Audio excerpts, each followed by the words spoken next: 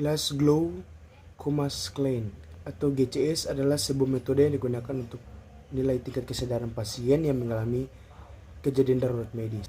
Terdapat 3 aspek yang akan menilai pada GCS, yaitu kemampuan pasien dalam membuka mata E, berbicara V, dan bergerak M. Masing-masing aspek memiliki tingkatan sendiri dan nilai dari angka 1 untuk tidak ada respon hingga nilai maksimal 4 untuk membuka mata, 5 berbicara, 6 bergerak. Kemudian dari 3 aspek tersebut dijumlahkan sehingga menghasilkan nilai GCS. Respon membuka mata E, respon nilai tertinggi 4.1 tidak membuka mata sama sekali meski sudah diberikan rangsangan. Poin 2 membuka mata setelah diberikan rangsangan pada ujung jari. Poin 3 membuka mata setelah diberikan rangsangan suara atau perintah. Poin 4 membuka mata tanpa diberikan rangsangan atau spontan. Respon berbicara V, verbal. Respon nilai tertinggi 5. Poin 1 tidak ada suara yang jelas meski sudah diberikan rangsangan. Poin 2 mengerang. Poin 3 mengeluarkan kata-kata dengan jelas. Poin 4 orientasi tidak baik atau tampak bingung tetapi komunikasi jelas. Poin 5 orientasi baik, dapat menyebutkan nama, tempat, dan tanggal. Respon gerak M, motorik. Respon nilai tertinggi 6. Poin 1 tidak ada gerak lengan atau tungkai meski sudah diberikan rangsangan. Poin 2 ekstensi atau mengangkat siku lengan. Poin 3 gerak melipat siku lengan namun gerak tidak normal. Poin 4 gerak melipat siku lengan dengan cepat namun gerak kurang normal. Poin 5 mengangkat tangan di atas klavikula, tulang antar leher dan bahu setelah diberikan rangsangan kepala dan leher. Poin 6 mematuhi 2 perintah berbeda. Nilai dari masing-masing aspek akan menjumlahkan untuk mengetahui GCS pasien. Misalnya total nilai yang didapatkan adalah 10, maka petugas kesehatan akan menuliskan dengan kode GCS 10 tambah dengan E3, V4, M3. Pasien yang mendapatkan nilai GCS 15 berarti memiliki kesadaran maksimal, sementara itu pasien yang memiliki nilai GCS 3 dapat dikatakan koma atau meninggal. Pasien dengan nilai GCS 4 bisa dikatakan mengalami semikoma. Semikoma merupakan penurunan kesadaran yang terjadi ketika pasien tidak bisa merespon atau terhadap rangsangan verbal dan terdapat dibangunkan sama sekali tetapi masih memiliki refleks kornea atau pupil yang baik. Tingkat kesadaran komposmentis.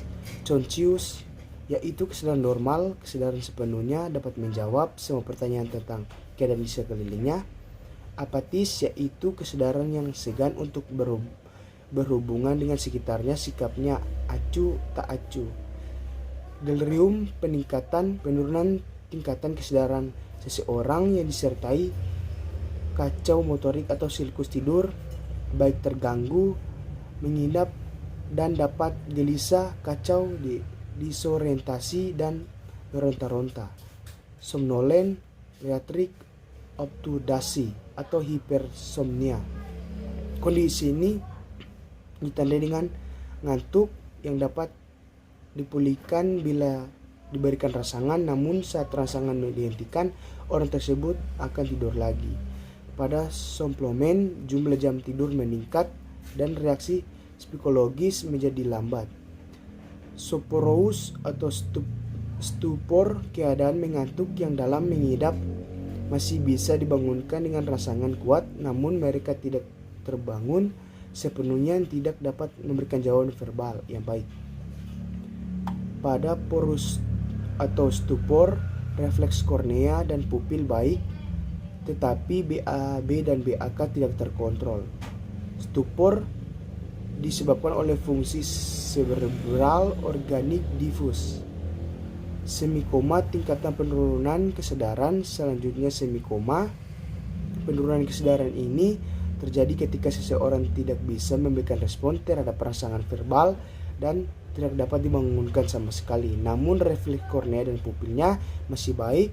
Koma berbeda dengan semi. Koma merupakan penurunan kesadaran yang terjadi karena pada tubuh pengidapnya tidak ada gerakan spontan dan tidak ada respon terhadap nyeri yang dirasakan. Triase. Triase adalah sistem yang digunakan pada IGD untuk menggolongkan dan tingkatan kegawat kondisi pasien untuk melakukan perawatan sehingga dapat merawat pasien sebanyak dan seefisien mungkin. Target dari penerapan sistem triase adalah untuk meminimalkan kematian rumah sakit dan untuk mengurangi waktu lama tinggal dan sumber daya yang digunakan. Kata triase berasal dari kata kerja Prancis yaitu tire yang berarti memilih atau menyotir. Triase pertama kali dikembangkan pada abad ke-18 oleh Baron Dominiquin Jean Leroy, kepala ahli bedah pengawal Kekaisaran Napoleon. Leroy menetapkan aturan yang jelas untuk menyotir pasien untuk pengobatan dan melakukan mereka yang terhadap parah terlebih dahulu. Tanpa perhatikan pangkat atau pembedaan, maka mereka akan terluka dalam derajat yang lebih rendah dalam menunggu terlebih dahulu. Dalam sistem triase, pasien yang datang ke instalasi gawat darurat atau IGD dikategorikan dalam 4 warna. Warna dalam triase pasien tersebut memiliki arti masing-masing serta mengacu pada kondisi pasien. Berikut penjelasan mengenai keempat warna atau kategori dari masing-masing warna tersebut. Warna pertama yaitu warna merah. Pasien prioritas pertama ditunjukkan kepada warna merah dalam triase IGD. Pasien dengan triase warna merah membutuhkan penanganan medis secepat mungkin.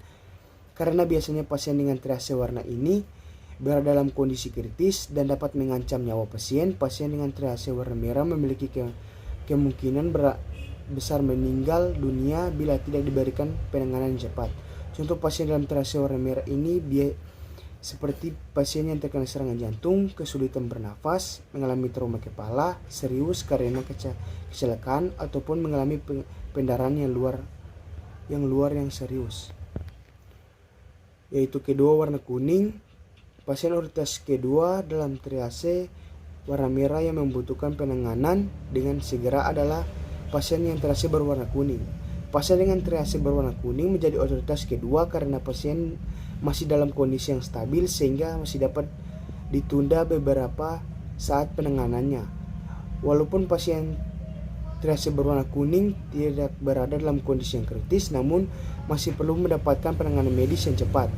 Hal ini disebabkan karena kondisi pasien yang triase kuning dapat memburuk dengan cepat segera berpotensi menimbulkan kecacaran atau kerusakan organ. Pasien dengan triase berwarna kuning antara lain luka bakar derajat tinggi, pasien patah tulang diberikan tempat patah tulang di beberapa tempat karena jatuh dari ketinggian ataupun trauma kepala ringan. Yaitu warna ketiga yaitu warna hijau. Pasien prioritas ketiga adalah pasien dengan triase berwarna hijau. Pasien dengan triase warna hijau ini membutuhkan penanganan rumah sakit namun masih dapat ditunda bahkan hingga 30 menit.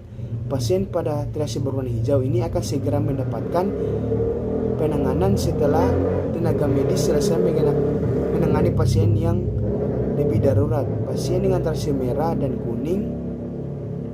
Pasien dalam kategori ini umumnya adalah pasien yang mengalami cedera namun masih sadar dan dapat berjalan seperti biasanya. Misalnya pasien dengan mengalami luka bakar derajat ringan, patah tulang ringan ataupun luka ringan. Yaitu terakhir warna hitam. Pasien dengan kode atau triase warna hitam ini mengartikan kondisi pasien sangat kritis namun sulit untuk diselamatkan nyawanya maupun mendapatkan penanganan secepat mungkin. Pasien akan tetap meninggal dunia. Pasien dengan triase seperti ini umumnya pasien yang mengalami cedera yang sangat parah hingga sulit bernafas, namun pasien yang telah kehilangan banyak darah akibat luka tembak. Sekian dan terima kasih. Selamat datang di Universitas Pembangunan Indonesia Manado yang terletak dekat dengan kawasan bisnis Bahu Mall Manado. Tempatnya di Kelurahan Bahu, lingkungan 3 Manado, sangat strategis di pusat kota Manado. Dibangun di atas lahan seluas 2,5 hektar, Universitas Pembangunan Indonesia Manado berdiri megah dengan ruangan 7 lantai, terdiri dari ruangan kelas, ruangan kantor, perpustakaan, laboratorium komputer, laboratorium keperawatan, pengadilan semu, dan laboratorium bahasa. kantin, serta rooftop di lantai atas. Universitas Pembangunan Indonesia Manado memiliki 6 fakultas dengan program studi, yaitu Fakultas Pertanian, Prodi Agribisnis, Fakultas Hukum, Prodi Hukum, Fakultas Teknik, Prodi Teknik Elektro dan Teknik Sipil, Fakultas Ilmu Sosial Ilmu Politik, Prodi Ilmu Politik, Fakultas Sastra, Prodi Sastra Inggris, Fakultas Keperawatan, Prodi Ilmu Keperawatan, dan Profesi Nurse. Didukung oleh sumber daya manusia yang berkompeten dan tersertifikasi, Universitas Pembangunan Indonesia Manado memiliki dosen dan tenaga kependidikan dengan latar belakang S2 dan S3 lulusan dalam dan luar negeri. Proses belajar mengajar dilaksanakan dengan teknologi informasi merujuk perkembangan dunia modern saat ini, dilakukan dengan sistem e-learning dan sistem ujian online atau ULAIN.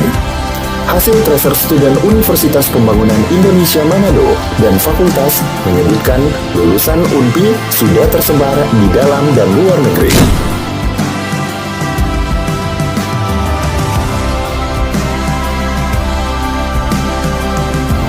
Selamat bergabung putra-putri terbaik bangsa. Kembangkan dirimu, raih cita-citamu setinggi bintang di langit. Kami siap menghasilkan generasi terbaik dan pemimpin di masa depan.